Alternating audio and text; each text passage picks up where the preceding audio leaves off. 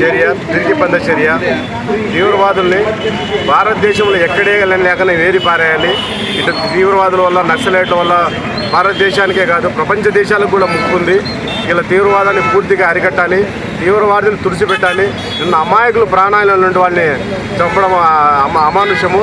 అది కూడా హిందువులని చీల్చి మళ్ళీ చెప్పినారు. ఎందుకంటే ఆ విధంగా చేయడం వల్ల హిందూ ముస్లిమ్స్లు నరుక్కొని కొట్టుకొని చావాలని మాత్రమే వాళ్ళు చేశారు.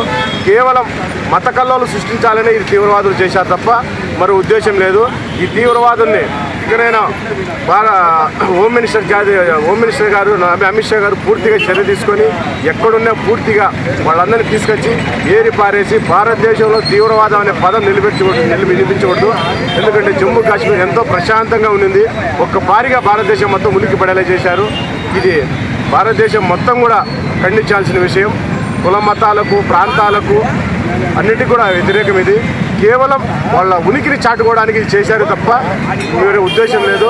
కాబట్టి ఇకనైనా ఈ భారతదేశం పౌరులు మేమందరం కోరేది ఏమంటే తీవ్రవాదం అనేది భారతదేశంలోనే కాదు ప్రపంచ దేశాల్లో ఎక్కడ కూడా పనికిరాదు. ఇది అంతా శాంతియుతంగా జీవించాలి.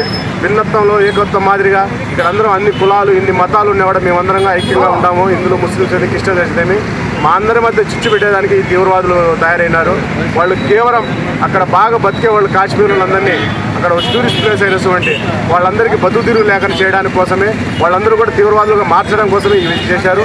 వీళ్ళందరినీ కూడా ఖండిస్తున్నాం. వాళ్ళకి శిక్షించి నడి రోడ్డులో ఇలాంటి వాళ్ళు ఉరి తీసి నడి రోడ్డులో అదే విధంగా ఇలా కాల్చినారు అదే విధంగా కాల్చాలని కోరుకుంటూ సెలవు తీసుకుంటున్నాం. నశించాలి.